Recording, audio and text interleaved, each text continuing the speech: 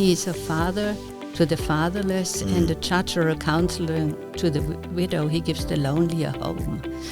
And these verses in Psalm 68, they were, like I call it, my daily vitamin C. And I quoted them so often that in the end I only said, now again. I also always knew I can't be mother and father.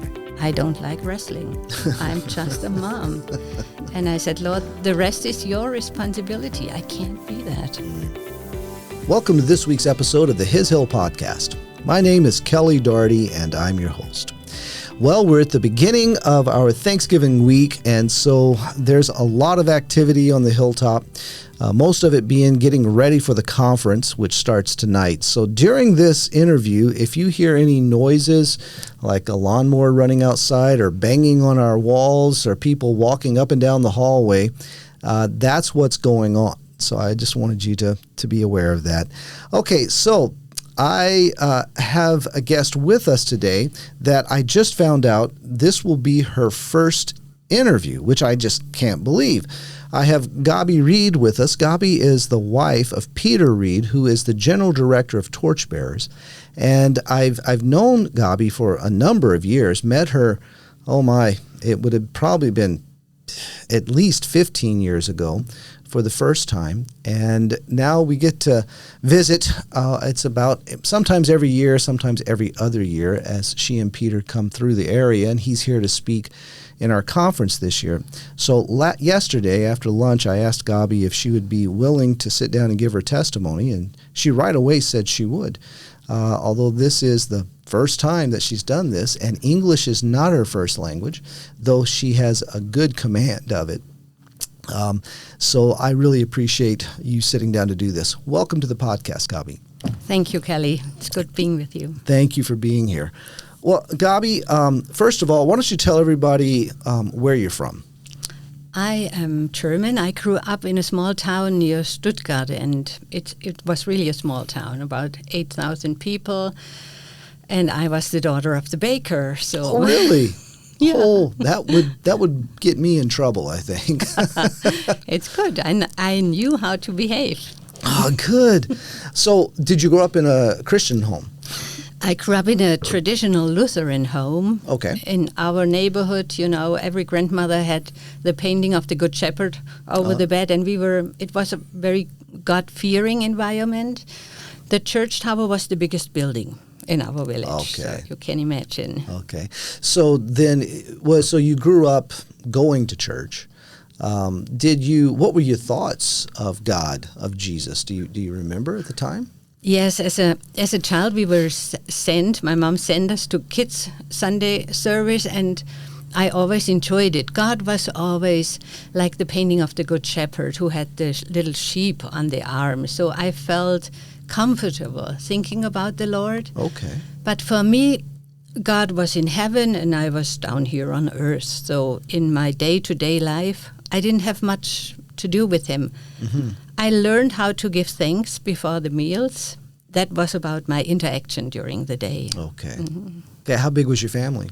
I have a brother, and we were still sitting at a big family table with my grandparents. So really? The children were the minority. The children were in charge for the prayer of thanks before the meals. Okay, good. So how did you get to come to know Jesus? Yeah, that took a while. I was confirmed in the Lutheran Church with 14, and I have to admit that I didn't take much with me from this time, and I didn't understand who Jesus really was. Still, I learned some Bible verses by heart, but after the confirmation service, I didn't go to church anymore. Okay. And you were at what age again? I was 14. 14, okay. Yeah, big old church, 1,200 years old, but mainly older people went there. So I stopped going when I didn't have to go anymore. And my hobby and my passion was skiing. So we skied from end of September till the beginning of June sometimes, because after a while... Wow. Yeah, I wanted to become a professional skier, but I realized soon that this is not good enough. So I became a ski instructor, and we went skiing, and I loved it. I loved the nature and the beauty of it. And in my heart, I even thanked God, the Creator, for it. Really? Yeah, really. Yeah, I had a a big awe of God. But yeah, I realized it didn't mean much to me during my days.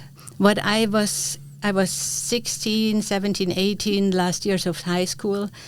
We were all searching for peace and satisfaction. And I realized my skiing is fine, it's beautiful, but there is something missing in my heart. I was still searching for peace. Okay. And so were there other things you got into besides skiing, or was this? I was a student, a good student, tried to do my best, help my parents. But my main focus was on sports and volleyball and things like that. Would you say, were you rebellious, or were you a good person? Or how would you describe yourself? I thought I was a good girl, and I also thought I would make it into heaven. I never wanted to sit in the first row, so I thought I will just make it in. Okay. But yeah, still there was this big yearning on search for peace. And the song "I Can Get No Satisfaction" was the song of our generation. That was the song of my heart. Oh, really? Yeah. Okay, so you were searching. I was, yeah. Okay. So what happened? What was the process of bringing you to Jesus? Yeah, I had a Christian classmate, and she invited me to several events. Sometimes I went as a kid, sometimes as a teenager. But then for many years I didn't go. And really, I have to say, to her credit, she didn't give up on me. And she invited me to tent meetings.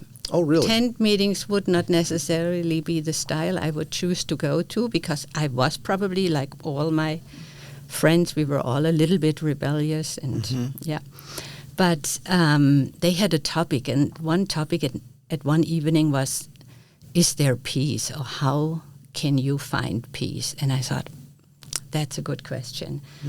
This is really what I'm looking for. So she invited me. They also had a youth program with volleyball and music in the afternoon. And I thought, okay, I can check that out.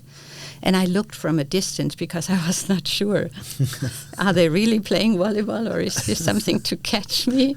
And I saw they were really playing a good game of volleyball. So I went. Okay. And had a good time. And there were Bible school students who also sang some music I really liked, and that was totally different to the hymns that I heard in my old Lutheran church. Oh, really? Okay. So I liked that too. I said, okay, it's not a big risk if I go to the evening meeting. Okay. And that night I went to the evening meeting, and I chose a chair pretty close to the door in case, it's too much for me. Just to be safe. Just had my bike right outside. And I really have to say I didn't like the style too much either, because I was not used to it. But the more the speaker spoke, and it was Peter Hane, for if there is a German who is listening, he might know him. And the more he spoke, the more my heart sensed he is talking about a peace that you are looking for. And I understood as he talked about Jesus that he is this source for us, to find peace and to find this connection with God that was God was so distant for me that in Jesus he came down to show us the way to a relationship with him and a way to experience peace and the influence of God in my daily life. And the speaker at the end did a traditional altar call and asked if there is someone who really would want to start to live with Jesus here and now. They should be free to come forward, and we would love to talk and pray with you. And I remember sitting on my last row seat next to a classmate, and I thought, I can't do it, but I needed to. And I went up and walked forward, and I knew a lot of people in this tent, and that was big. They know me. This is Gaby from the ski club and the bakery, but not from church. Yeah. But I didn't care. I needed to go there. And I remember that Bible school student praying with me, and I wanted to have Jesus in my life, and she prayed with me, for me. And I walked out of this tent, rode my bike home in the dark, and I had such a joy in my heart. I could embrace the world. And that's never gone, really. how old were you? I was just 18, just my last year of high school. Okay. And how did your life change from there? Oh yeah, I was very hungry to know more. So the next morning I just went, after school, I went to a bookstore and wanted to know where is the Bible section, and I wanted to buy a Bible. Someone gave me a little tract with the Gospel of John, so I read that already the evening before. And I said, I need a Bible. And so I got the big Luther Bible with the apocryphal letters because I wanted everything. And then I remember sitting in the school bus and already reading through the Gospel of John again. And Really? and I read, and I was so impatient that I immediately read after the Gospel of John Revelations because I wanted to know. You got to get there. how does this end? What's going on? And I know I didn't understand much, but the pictures or how God is described and the peace that He gives, when we are at our eternal home, that was very powerful. Wow. And so I really like to talk about this because I want to encourage someone who invites a friend several times. They come, sometimes they don't come. Don't give up. I'm forever thankful to my friend Karin who invited me. And also if you take a friend and the meeting seems a little bit odd to your friend, this is not a limit for the Holy Spirit because He draws and He works in the hearts of people. The style is totally secondary. Wow. Yeah. That's great. That's really good encouragement. Very thankful. So so now you're not quite out of high school. You're a believer and you're growing in Christ. Yeah. How did things go? Where did you go from there? It took a while till someone heard about that I became a Christian, till I was invited to a youth group. So I went to the library and I thought, are there some Christian books? And I got a book about Mother Teresa because I thought she was a serious one. So I looked wherever I could find something. Okay. And then after half a year later, I got invited to a youth group and I attended that youth group, not understanding a lot. I was always very late with turning on my Bible and finding the chapter they were talking about.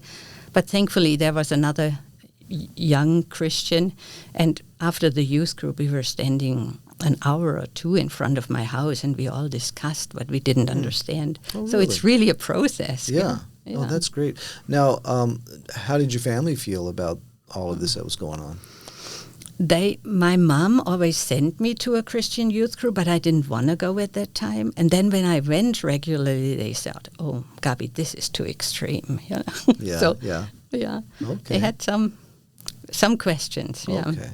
So, what about your friends at the time? Did they notice a difference with you, or did they know this was going on? And what did they think? Yeah, I had then new friends from my youth group, and I discovered a total different depth in conversations and in commitment towards each other than with my friends at school. So I had these two friend groups that did not mingle much. And as I just finished high school, it was also the time when I moved away from home. And that was a little bit a tricky part because I didn't have much contact with role models or people who could help me to grow in faith and to learn how do you live in different areas in your life under the lordship of Jesus. I had no clue. And that was also tricky because I also fell in love with a young man who was not a Christian and I was. He was a God-fearing man, but he did not know the Lord as I did. This is also why I love to serve with Peter, with Bible school students, with young adults, because this is a very important time in your life, and you make decisions. They have lifelong effects, and you better talk this through with Jesus. Did you realize that this was a problem with walking with the Lord and being involved with a non-believer?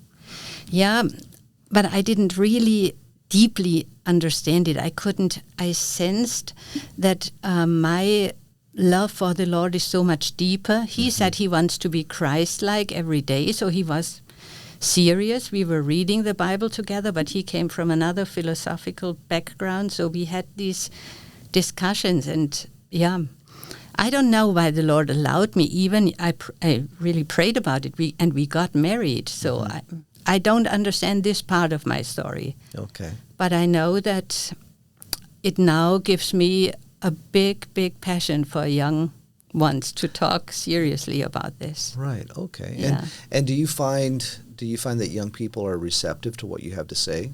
Yes. Oh, Okay. Yeah. I have a lot of conversations. Do you? Yeah. Oh, yeah. Because I said it can be so lonely if you can't share the treasure of your heart, Jesus, with your best friend. Oh, wow. And Yeah. if you're the one who always wants to go to church, and he's a good man, he was a good father, but I was the one who was always leading in a spiritual way, and that's exhausting and it's painful. Yeah. Well, wow, I appreciate you. Yeah. Just sharing that because there is a lot of that. Yes. Within the church, and we want to think. We want to think it'll be okay. I can be a witness to him. I can, and you can be. Yeah, you are if you live with the Lord. But there is also a thing that sometimes we as a church, I would say, don't know what to do. Yeah. I got one letter, from a person who said you can't be unequally yoked. Right. But you need to know I'm a young Christian. Right. I did not know, what is this unequally? I had no clue. And not many reached out to me Really? and to Alexander, wanted to get to know him. And that's also I want to be a person who invites people and who helps them to understand the Lord and how he would make a change in a relationship, in a marriage, in a family. And these young Christians, they need people who take them. They don't need only one book or one letter. Yeah, we do, and Scripture is very clear about that too. How we're to encourage one another daily, as long as it's still called today. In Hebrews, we're told, Paul tells us to, for the old people to come alongside the young, for the young to respect the old. And what I have, come to realize. And it doesn't mean, I'm still stubborn about it, but what I've come to realize is that to walk with others is not always a comfortable thing. It's often uncomfortable, and it does require, love requires a sacrifice. And so we need to be willing to respond to the Lord as His Spirit works in us, to talk with others, to befriend others, to take them out with coffee, to have the open conversations with them and encourage them toward truth. Yeah, and to invite them in our homes, Yes. to let them be a part and let them just watch how you. And that was then my youth group leader when I came home from studies, and I saw how they are leading their home. I really liked that. That's important that we take the time. It is. Yes, it is exhausting, but it's so worthwhile. I can't say my Christian life is boring, but we have to step out of our comfort zones and out of our programs. Right. It's not about Right. going to these things regularly. It's living how the Lord sends us to people. And we're told in the Bible that Jesus did not come to be served, but to serve. Yes. And so if He now lives in us, I think that's a good measuring stick for us. We're told to look intently into the mirror, to really examine ourselves. Well, is my life all about me and my comfort, what I can understand, what I can control, or am I trusting Him with the people He puts before me?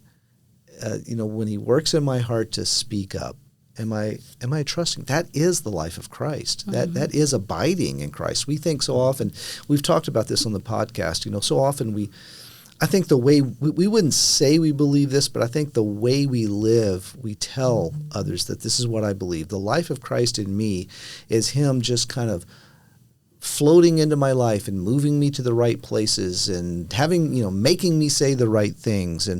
But really, to abide in Christ is a very practical thing. Faith is very practical. It's trust him with what he and his sovereignty has put before me and step out. Trusting him, not me. Yeah, I met a wonderful 94-year-old man at a conference, and we asked him, what makes you so young? He was such a joyful young man at heart. And he said, oh, Gaby, it's not so complicated. Every morning when I wake up, I just say, Lord, what are we doing today? Yeah. And this attitude, during the day, Jesus, what's up? Where are we going? What shall we do? Who shall we love? Where can we share our hope? And I forget that often, when I am on my to-do list, but I want to learn to live. Yes. To live that way. Yeah, that's great.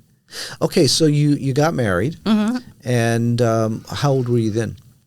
I was 26. Okay, I was 26. I worked as a physical therapist. My first husband worked as a medical doctor, and we were in a clinic project. We wanted to work in a new initiative. We wanted to work with pastors together too, to have it a more holistic place. But then when our first child was a girl, and then our second was a boy, and when he was a year old, my first husband didn't feel well. And it took another half a year until we found out the reason. And he took an MRI on himself because he was just learning to do it. And he called me and said, Gaby, you won't believe it, but it looks like this is a brain tumor, and it's the size of a hand. Oh, my. If we are happy, it could be tuberculosis, but it more looks like a brain tumor, and we'll have an appointment in 3 hours at the university clinic in Munich. And I really was shocked. I asked him to call me right away, and the only thing that I could do was inwardly really crying out, Abba, Father, what are we doing with this? And thank you that you are with me. And so we drove put the children to the neighbors, drove to the clinic, saw a world-famous surgeon, but he couldn't give us much hope. And I remember getting out of the clinic, and it was raining outside. It was raining in my heart and my soul, and we are just driving home to our children, and there was suddenly a big rainbow over the whole motorway, and I drove by on the right side of the motorway, what you normally shouldn't do in Germany, but I just had to, and I cried, and I said, Alexander, this is a sign that the Lord is not leaving us. It is like he spoke to Noah, I will not forget you. And that was a big confirmation for me. I'm not much a sign or vision person, but the Lord encouraged us in that way. Yeah. And how old were you at this time? I was 30 at that time. Wow. Yeah. Oh, my goodness. Yeah. That's really young to be hit with something like that. Yeah. So how did you walk with, what's going on in your mind? You're a believer, and he's not, and this is happening to him. You have these little children. Yes. There's got to be so much that you're dealing with in your heart with all of this. Would you feel comfortable sharing? Oh, yeah. Okay. Yeah. I'll really have to say that Alexander and me, we always could pray the Lord's Prayer together. Okay. And we prayed every evening, and we really experienced this together, that the Lord cared for our daily bread. And we got help from all different areas, and that was very good. And it's really a daily bread that you get. I wish it would be a monthly portion or a half year or a year, but it's really the daily bread. And we experienced help from unexpected people, but we were also sad because people we hoped would be a stable factor in our lives criticized sometimes the decisions that we made and so on. It's difficult. Sometimes it's really difficult. But the Lord cared for us. And also Alexander, he had in his sickness, he just said, I can't just say this one prayer, Lord, come into my life. That seemed way too easy for him. He was very much a thinker. Okay. And he thought, this is too cheap. I want to be Christ-like, and I see my shortcomings and I see my struggles. And he was very, he didn't want to say it lightly. But what I experienced more and more through the sickness, he became very much more hungry for the Lord and for His Word. Yeah. Mm-hmm. One time he couldn't speak anymore, and also with being diagnosed with a grade 4 brain tumor, he had to stop immediately working as a doctor. Okay. And sometimes I think a man without a profession yes, is as much a struggle as having a terminal diagnosis. Really? Okay. And so that was also very hard for him. So he listened to audiobooks, or people came and read to him because he couldn't read anymore. And that's also very hard for a person who is very intellectually minded. And then I also took him once in a bookshop who had art prints. And there he chose one, and it was from a modern Orthodox artist about God on the throne and the angels around. So the scene of Revelation, but just in a modern Orthodox way. And he chose this picture to be at his bedside. Oh, really? Yeah, he wanted that. And also towards the end, he only wanted to listen to the Gospel of John. So his father wanted to read some other books, and he said, no, just the Gospel of John. And at the end, I sensed a tremendous peace in him. Really? And I think he really accepted the Lord's free gift. Yeah. Wow. We also had a pastor coming on. Actually, that was the day before he died. I didn't know it would be that day, and we had communion together. And the pastor was reading out of the farewell speeches of Jesus of the Gospel of John, and that was very touching. And from that point on, he fell asleep and he didn't close his eyes anymore, which I all didn't know. But I remember bringing the pastor to the door, and I said to him, I don't know, what can you have more than talking about this moment where Jesus said, his Father's will be done, and he commits his spirit into his hands. And I had this moment with Alexander, and as we face death, is this not good to look at these passages of Scripture together? And I was I sensed a tremendous peace in him. Wow. Mm-hmm. And the next morning it was Sunday, December 1st, and that was the first Sunday of Advent. In Germany, we celebrate Advent, and I like Advent because it's already the light of the second coming of the Lord that we focus on. And that was the day when he went to be, and I would say with confidence with the Lord, because I sensed that peace. So how old were you when he passed away?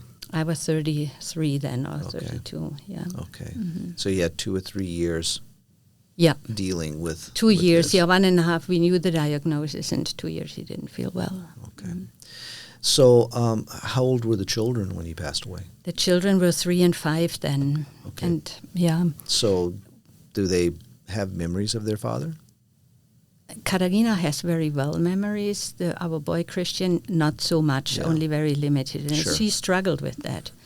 But we were very open as a family. We prayed together every evening. And Katarina also asked me once and said, Mama, is Daddy going to die? And I said, Katarina, I don't know. It's in the Lord's hand, but it could be.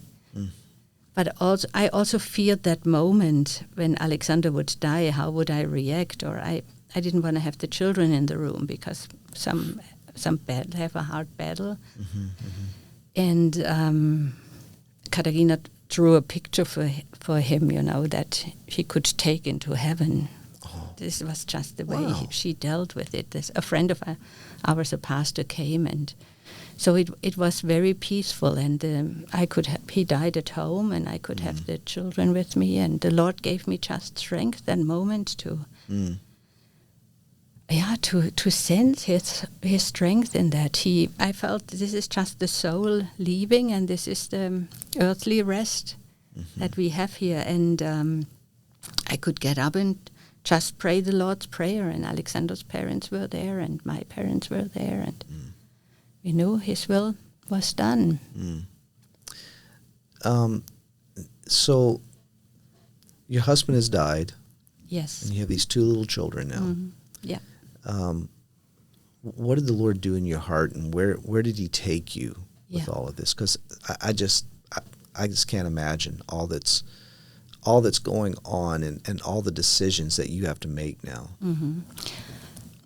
I knew I wanted to love my children even more, or as much as you can, and so I was very diligent in caring for them and doing that. But the difficult time came when they were in bed. Sometimes then I broke down on my sofa and cried and pulled off the telephone cable. That was before cell phones. Yeah. And I didn't want to talk to anybody because this didn't comfort me. But I listened a lot we have a good Christian radio program, and I had that on a lot because I needed to have truth around me, because my thoughts were grieving and I didn't know what to do. But I did not give up on reading the Bible. I loved the Psalms. They were just resonating to me. Sometimes I couldn't read much because then the children woke up or everything, but it felt sometimes, even if I read 1 or 2 verses out of the Psalms, they were like words of gold to me. Wow. And I said, Lord, teach me, in my dreams, teach me in my night, but I want to live with you through that. And I could do it. I had one evening I was laying on my sofa, the kids were sleeping, and I thought, Lord, nobody can help me. There is nobody here and I don't want to overload my children with conversations. So I just cried out to Him, and for me it felt like the Lord would put His hand on my shoulder and said, Gaby, I totally understand, because in the time where I needed my friends the most, in the Garden of Gethsemane, they couldn't be with me. There are times where just no human can be with you when you need a friend the most, and they can't. They are not able. Right. But I am with you, and I understand you. Amen. And that was so powerful to me, because that we serve a God who sent His Son, and He experienced such a pain alone, and that He would be now with me. That was very, very powerful for me. Yes. How did you take care of your family? That was not a big problem in my case, because he worked as a medical doctor, and we had a good pension, so I didn't want to have an exquisite lifestyle. So I was very privileged that I could stay at home alone with the children. My pain was seeing my children growing up without a father. Yeah. That was because I thought I can handle with that. I know the Lord. I have a strong relationship with Him. He is with me, and I know He cares. But how can I do? How are my children doing with that? And then I came over of Psalm 68, where it says, He is a father to the fatherless and a judge or a counselor to the widow. He gives the lonely a home. And these verses in Psalm 68, they were like, I call it my daily vitamin C. And I quoted them so often that in the end I only said, now again. I also always knew I can't be mother and father. I don't like wrestling. I'm just a mom. And I said, Lord, the rest is your responsibility. I can't be that.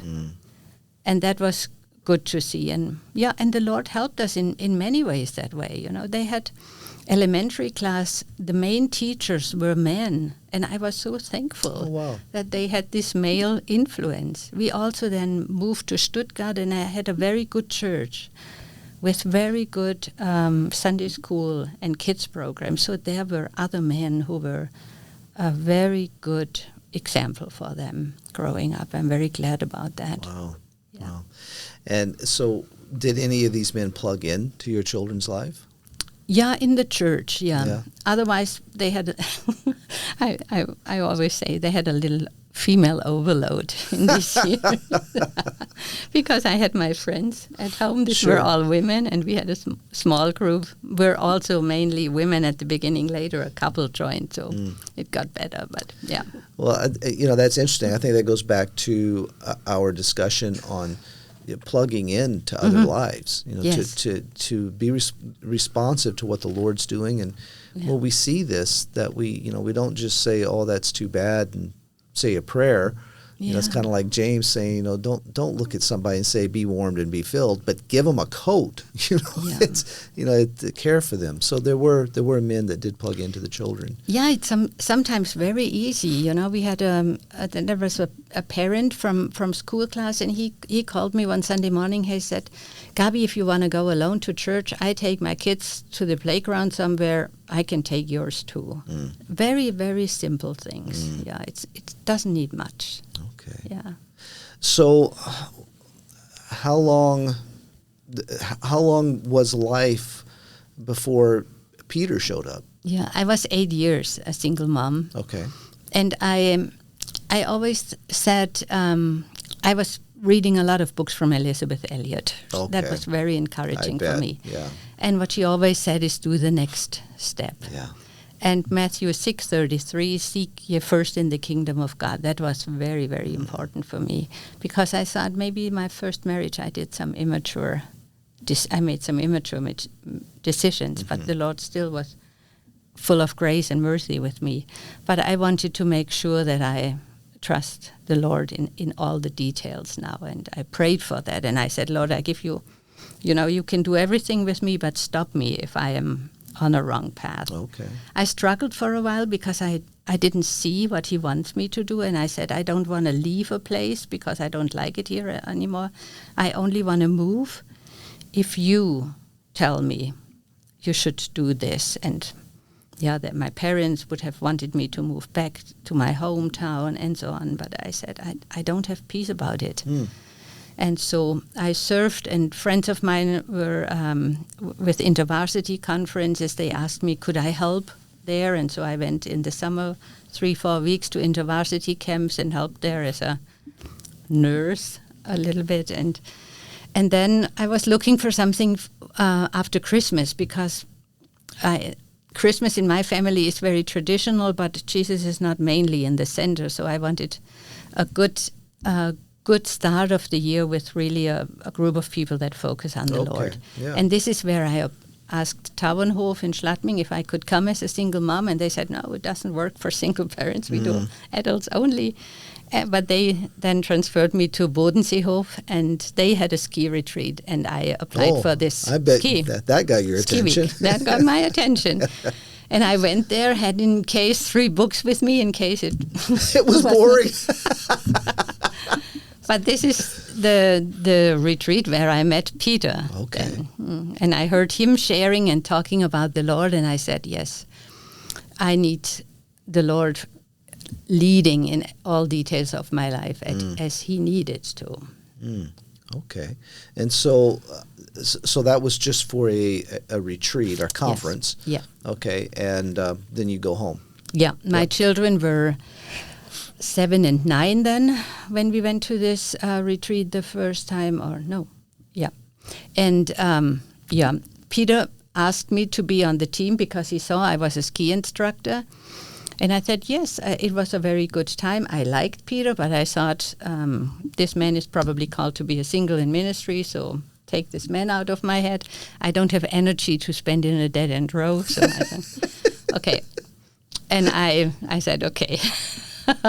I can help with the children ski instructing, and I did then always a good night story to my children, and I invited all the other children in my room, and we had a good night story for the children. And this is how Peter and me got to know each other, and we served alongside very well, but I thought that's about it. And I never thought that I would get married again, because I just had so many good single friends, and I thought that's it. Okay, well, keep telling. How did keep this? Telling. Yeah, yeah. But so I saw Peter every year at this New Year's ski retreat, and was that the only time you would see him?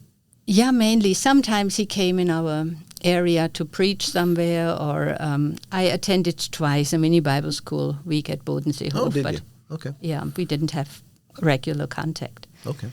And I didn't know if he would spend any thought of me. Yeah.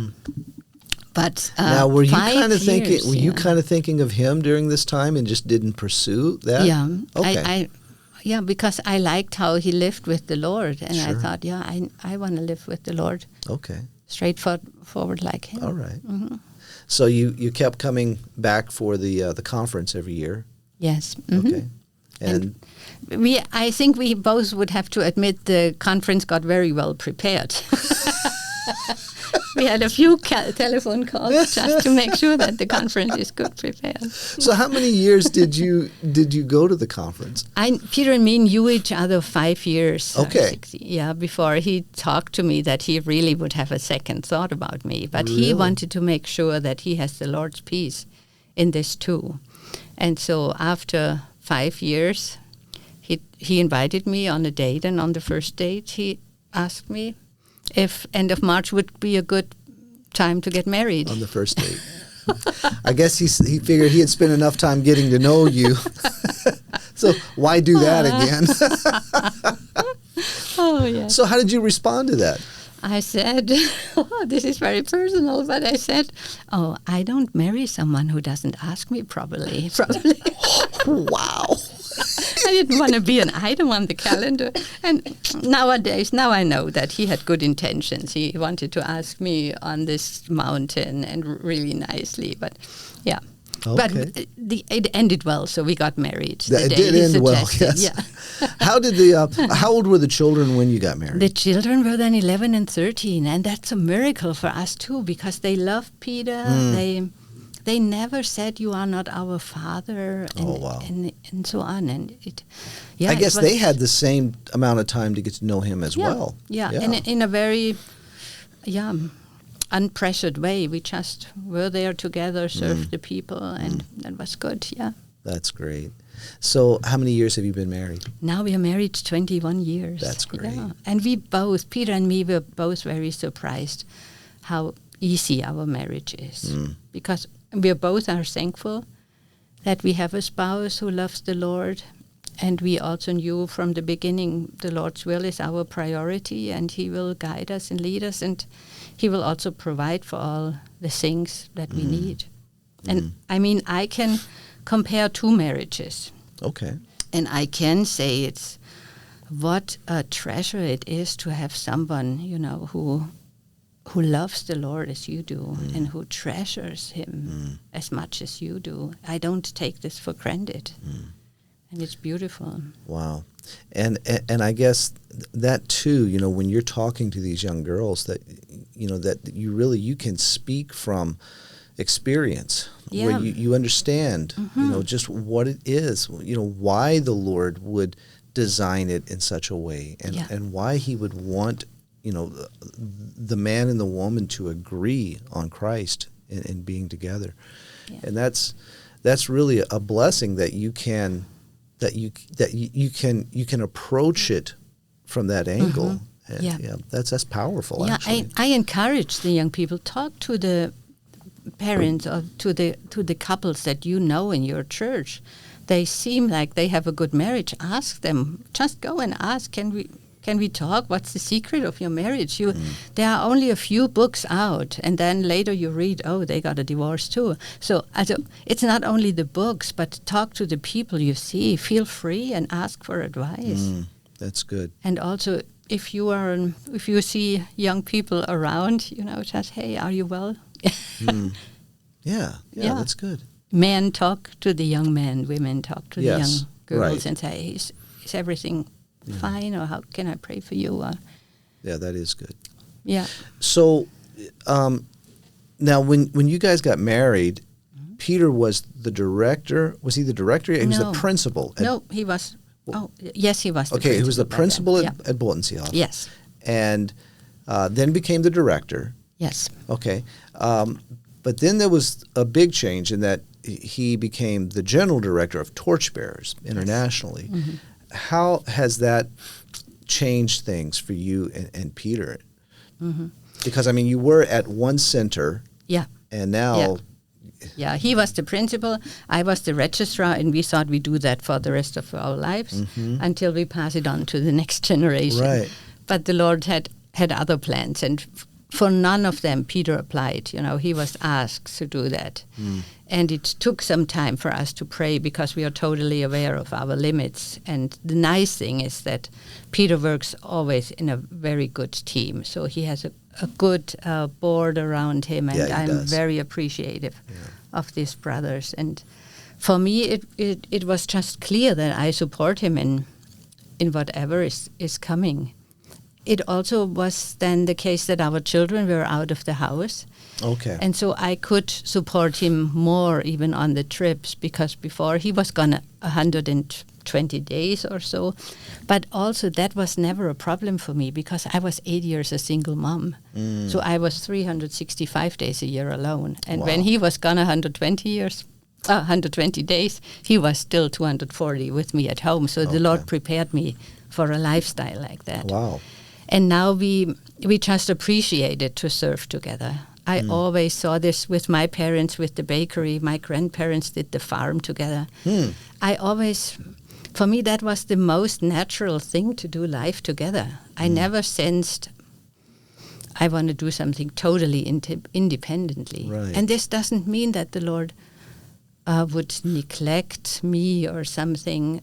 Part of my serving together with Peter in Fischbach was also that I worked 2 afternoons as a physical therapist.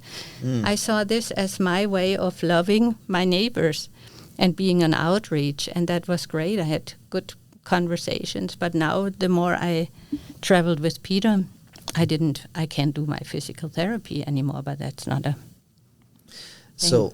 So you're traveling. Are you traveling exclusively with Peter? Anytime he's gone, you go with him? Normally, yes. Okay. Sometimes I do some women's conferences or so, but mainly support Peter. Okay. And so the two of you are gone from home quite a bit. Yeah. Okay. Last year we were gone 190 days, but we are together, and that's good. That is good. That's great. So what is life like for you now, being the wife of the general director? You said you're doing some women's conferences. You're traveling with him. Yeah. What other things I do? Yeah, what things come your way? I mean, I see what Peter is facing, so I can pray always about that. And I always love to be with him in class, and I can pray for the students. And I'm just there, and like this old 94-year-old man, who said, Lord, this is our day together. What do you want? That's great. For me, we'll see. And then sometimes, you have great conversations. Sometimes you're with him praying silently. But Peter and me, we also talk about things. And we always say when we go together, 4 eyes see more than 2. While he is preparing and speaking, I have so much more time to talk individually to the students, and I'm like more the one-on-one things, and we just do that together and with the Lord. Yeah, I can see that. I know that the way the Lord designed Arlene and me, it's often the same way. She's the one that's more comfortable with just stepping out and meeting people and talking to these people. And the Lord has used that really as an advantage for me, to bring me into to those conversations and those relationships. Yeah. Because I'm very withdrawn. It's funny. I can stand in the pulpit and I can preach, but boy, when I'm done, my comfortable position is the corner of the room. And the Lord has been faithful throughout the years to pull me out of the corner. But Arlene has been a big way that he does that. So, and there are so many women in church ministry, in the ministry of God, and Peter is so thankful that I am there and that I can talk with them and that he doesn't have to, or he pulls me in. Sometimes we talk together or with a couple or with this is so good. That's a big deal. Yeah, if you look at the full-time workers in ministry, this is a lot of women. Really? Okay.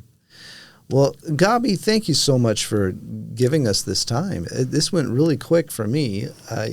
Often I have the guests tell me that it's gone really fast, but this has gone very fast for me. And I appreciate you taking time out. I know that, with all the traveling that you and especially the different time zones that you're hitting, it would probably be nice just to rest more. But thank you for giving us this time. I appreciate it. Thank you very much, Kelly. There is 1 week left in our fall 2025 term, and soon our students will be heading home for Christmas break. Please keep our student body in your prayers that their time at home would be good and restful, and that they would return to us in January encouraged and ready to dive back into God's Word.